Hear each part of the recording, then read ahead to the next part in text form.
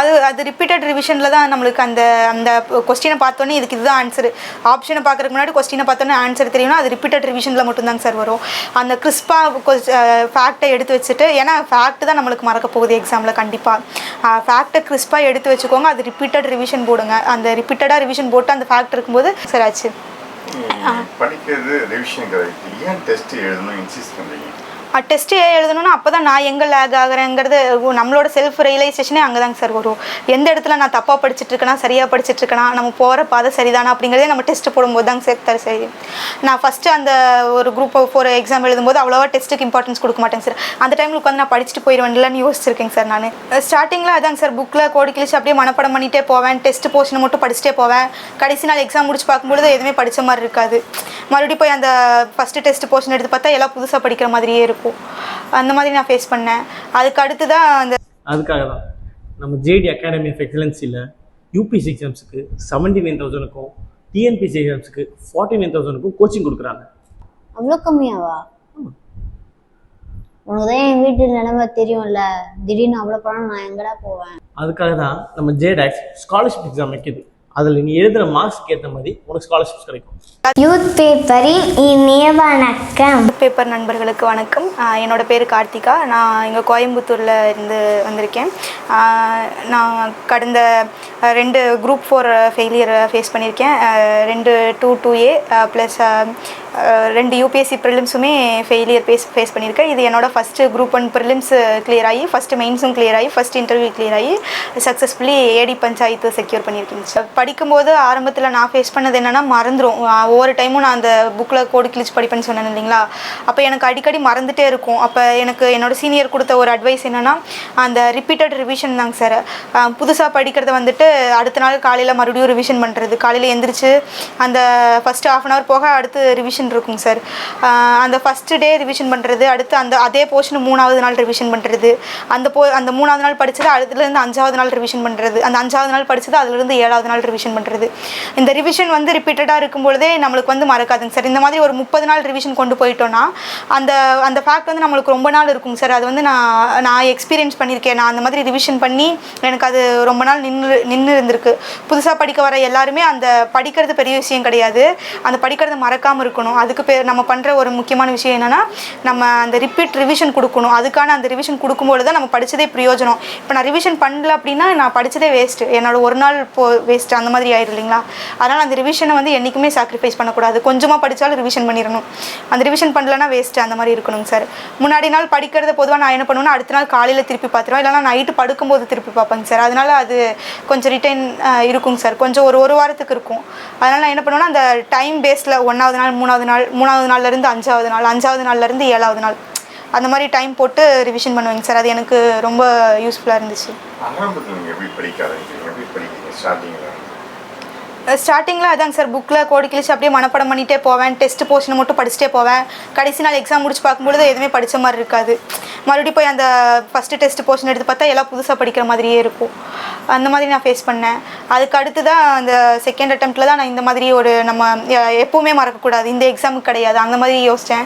அதுக்கப்புறம் அந்த ரிப்பீட்டட் அந்த டைம் ஸ்பேஸ்டு ரெப்டிஷன் போடும்பொழுது அதுக்கான அந்த டைம் ரிவிஷனுக்கான டைம் கொடுக்கும்பொழுது அது நம்மளுக்கு லாங் டேர்முக்கு நிற்கும் சார். அது எக்ஸாமுக்குன்னு கிடையாது, நம்ம எந்த ஒரு விஷயமா இருந்தாலும் இப்படி திரும்பி நினச்சி பார்க்கும்போது அது நம்மளுக்கு மறக்காமல் இருக்கும்.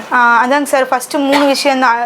படிக்கிறோம், அதை ரிவிஷன் பண்ணுறோம், டெஸ்ட் போடுறோம். இந்த 3 வேலை தான் காம்படிட்டிவ் எக்ஸாமுக்குள்ளே வந்துட்டு நம்ம பண்ணுற 3 வேலையே இதுதான் நம்ம டார்கெட்டே. அந்த எக்ஸாம் வர வரைக்கும் படிக்கிறோம், அதை ரிவிஷன் பண்ணுற, டெஸ்ட் போடுற, இது 3 தான் நம்மளுக்கு டார்கெட்டே இருக்கும்.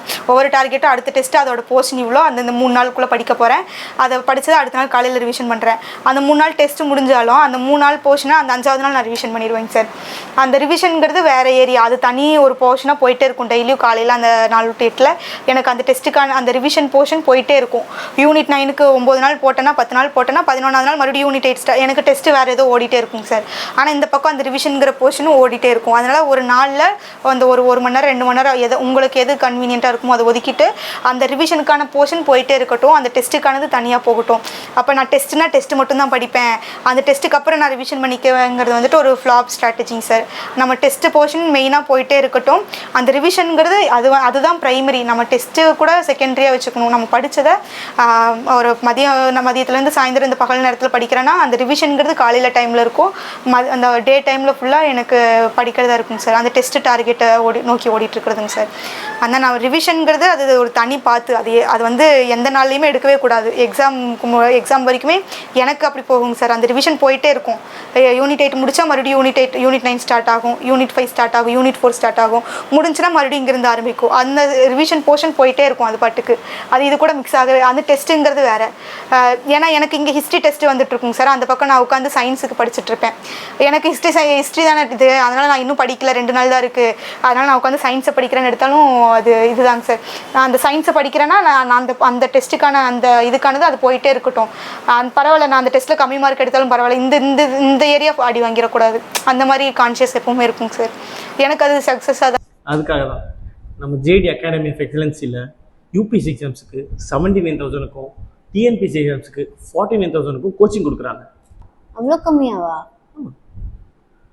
உனக்கு தான் என் வீட்டு நிலைமை தெரியும்ல, திடீர்னு அவ்வளோ பணம் நான் எங்கடா போவேன்? அதுக்காக தான் நம்ம ஜேடாக்ஸ் ஸ்காலர்ஷிப் எக்ஸாம் வைக்கிது. அதில் நீ எழுதுகிற மார்க்ஸ்க்கு ஏற்ற மாதிரி உனக்கு ஸ்காலர்ஷிப்ஸ் கிடைக்கும். சார் ஆச்சு படிக்கிறது ரிவிஷன் கிடையாது. ஏன் டெஸ்ட் எழுதணும் இன்சிஸ்ட் பண்ணுறீங்க? டெஸ்ட்டு எழுதணும்னா அப்போ தான் நான் எங்கே லேக் ஆகிறேங்கிறது நம்மளோட செல்ஃப் ரியலைசேஷனே அங்கே தாங்க சார் வரும். எந்த இடத்துல நான் தப்பாக படிச்சுட்ருக்கேனா சரியாக படிச்சுட்ருக்கேனா, நம்ம போகிற பாதை சரிதானா அப்படிங்கிறதே நம்ம டெஸ்ட்டு போடும்போது தாங்க சார் சரி. நான் ஃபஸ்ட்டு அந்த ஒரு குரூப் 4 எக்ஸாம் எழுதும்போது அவ்வளோவா டெஸ்ட்டுக்கு இம்பார்ட்டன்ஸ் கொடுக்க மாட்டேங்க சார். அந்த டைமில் உட்காந்து நான் படிச்சுட்டு போயிடுவேன்லன்னு யோசிச்சிருக்கேங்க சார் நான். ஆனால் அந்த செகண்ட் டைமில் நான் ரெக்டிஃபை பண்ணது, நான் அந்த படித்தது ரிவிஷன் பண்ணுறேன், அது எங்கே தப்பாகுதுங்கிறது தெரியணும்ல. நான் அது படிக்கிறேன், அது படிக்கிறது எக்ஸாமுக்கு வரணும்ல. அது நான் டெஸ்ட்டு போட்டால் தாங்க சார் தெரியும். டெஸ்ட்டுங்கிறது அந்த டெஸ்ட்டு கொஸ்டின் எக்ஸாமில் வருங்கிறது அர்த்தம் கிடையாது. அந்த டெஸ்ட்டு எதுக்குன்னா, நான் படிச்சிருக்கேன், நான் படிக்கிறது சரியா, நான் கரெக்டாக தான் படிக்கிறேன், நான் இந்த இடத்துல எனக்கு மறக்குது, அப்போ நான் இது ரிவிஷன் பண்ணணும். ஒருவேளை அந்த போர்ஷன்லேருந்து எக்ஸாமில் வந்தால் அதுக்கானதாக தான் டெஸ்ட் இருக்கணும். டெஸ்ட்டு தான் எக்ஸாம், டெஸ்ட்டில் கேட்குறதெல்லாம் எக்ஸாமில் கேட்பாங்கன்ட்டு எடுத்துகிட்டு போகக்கூடாதுங்க சார். கண்டிப்பாக அந்த எக்ஸாம் நம்ம டெஸ்ட்டுங்கிறது வந்து நம்மளோட செல்ஃப் கரெக்ஷனுக்காக தான் இருக்கணும். எந்த இடத்துல எனக்கு மறக்குது, எந்த இடத்த நான் இம்ப்ரூவ் பண்ணிக்கணுங்கிறதுக்கான போர்ஷனாக தான் அந்த டெஸ்ட்டுங்கிறது இருக்கணுங்க சார். அது வந்து நான் ஸ்ட்ராங்காக பிலீவ் பண்ணுற ஒரு விஷயம். டெஸ்ட்டு அதாங்க சார். எவ்வளோ டெஸ்ட் வேணால் போடலாம். நம்ம 10 டெஸ்ட்டு போட்டாலும், அந்த நம்ம 30 டெஸ்ட்டு 50 டெஸ்ட்டு போட்டாலுமே நம்ம எவ்வளோ டெஸ்ட்டு போடுறோமோ அந்த அளவுக்கு நம்மளோட அந்த நாலேஜ் வந்து நம்ம கரெக்ஷன் ஆகிட்டே வருவாங்க சார். நம்ம அந்த எக்ஸாம் பேட்டர்னில் மோல்ட் ஆகிட்டே வருவாங்க சார். ஏன்னா அதான் நான் சொன்னேன்ல முன்னாடி, அந்த போர்ஷன் கேட்கவே மாட்டா. அப்போ நான் ஒரு 10 டெஸ்ட்டு அதே சப்ஜெக்ட்லேயே போடுறாங்க போது அப்போ எனக்கு தெரிஞ்சிடும்ல, இந்த ஏரியா வந்து இது கிடையாது, அதாவது சிலபஸ்லேயே கிடையாது, ஆனால் அதை நான் படிச்சுட்ருக்கேன், திரும்ப ரிவிஷன் பண்ணிருக்கேன்.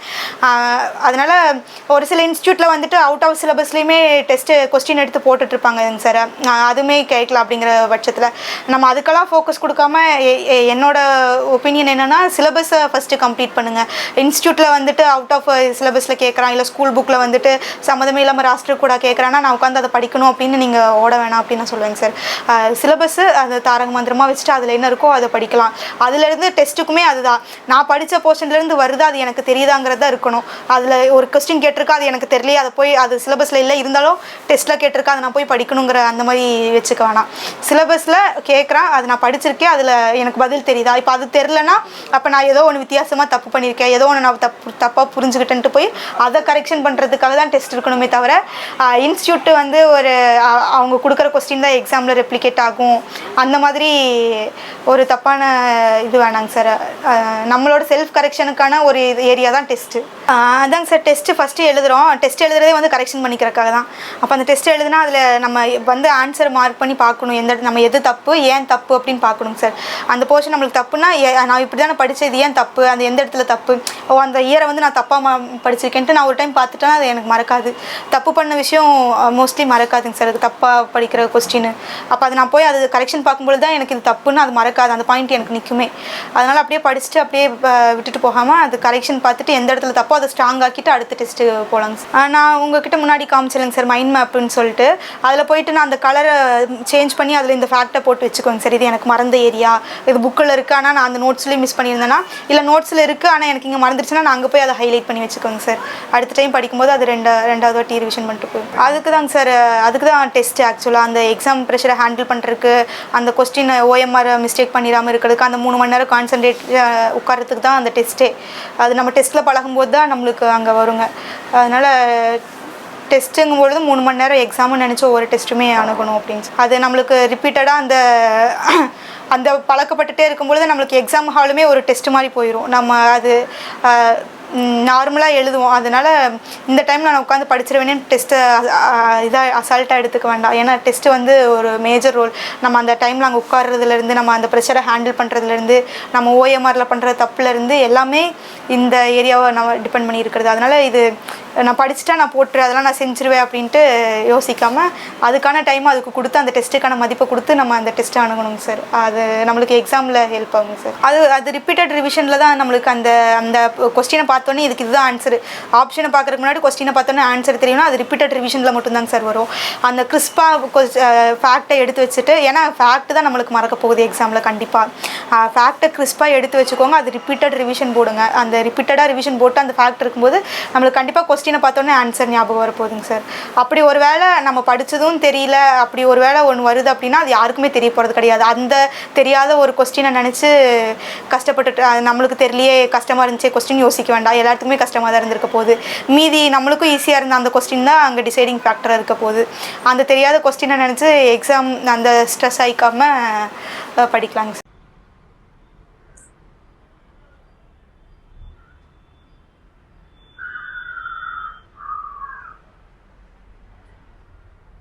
ஏய், என்ன வர சொல்லிட்டு என்ன பண்ணிட்டு இருக்க? ஒரே ஸ்ட்ரெஸ்ஸா இருக்குடா. என்னாச்சு? வீட்டுல கல்யாணம் பண்ணிக்கோ, அதை படி இதை பண்ணு, எனக்கு எதுவுமே பிடிக்கல. ஒரே ஸ்ட்ரெஸ் ஆகுது, என்ன பண்றதுன்னே தெரியல. சரி வா, இப்போ உட்காந்து பேசலாம். இப்போ சொல்லு, என்ன பண்ண போற? எனக்கு இன்னும் படிக்கணும்டா. அதே மாதிரி சொசைட்டிக்கு ஏதாவது பண்ணணும், அந்த மாதிரி படிக்கணும். அப்பயே நீ UPSC exams, TNPSC exams try பண்ணக்கூடாது? அதெல்லாம் பண்ணணும்னா இன்டெலிஜென்ட்டாக இருக்கணும்ல. உனக்கு தான் எனக்கு தெரியுமே, நல்ல ஆவரேஜ் ஸ்டூடெண்ட் ஆச்சு. இன்டெலிஜென்ட்டாக இருக்கணும் அவசியமே கிடையாது. ஃபோக்கஸ்டாக கன்சிஸ்டன்சியாக படித்தா மட்டும் போதும், அசால்ட்டாக கிளியர் பண்ணலாம். அப்போ கூட அதெல்லாம் படிக்கணும், 1 to 2 lakh ஆகும்டா. அதுக்கு நான் எங்கே போகிறது? அதுக்காக தான் நம்ம ஜேடி அகாடமி ஆஃப் எக்ஸலன்ஸில் யூபிஎஸ்சி எக்ஸாம்ஸுக்கு 79,000க்கும் டிஎன்பிஎஸ்சி எக்ஸாம்ஸுக்கு 49,000க்கும் கோச்சிங் கொடுக்குறாங்க. அவ்வளோ கம்மியாவா? உனக்கு தான் என் வீட்டு நிலைமை தெரியும்ல, திடீர்னு அவ்வளோ பணம் நான் எங்கடா போவேன்? அதுக்காக தான் நம்ம ஜேடாக்ஸ் ஸ்காலர்ஷிப் எக்ஸாம் வைக்கிது. அதில் நீ எழுதுகிற மார்க்ஸ்க்கு ஏற்ற மாதிரி உனக்கு ஸ்காலர்ஷிப்ஸ் கிடைக்கும். சூப்பரா. ஆனால் இந்த மாதிரி கோச்சிங்லாம் போகிறோன்னா அண்ணா நகர் அந்த மாதிரி டிஸ்டன்ஸில் தானே இருக்கும்.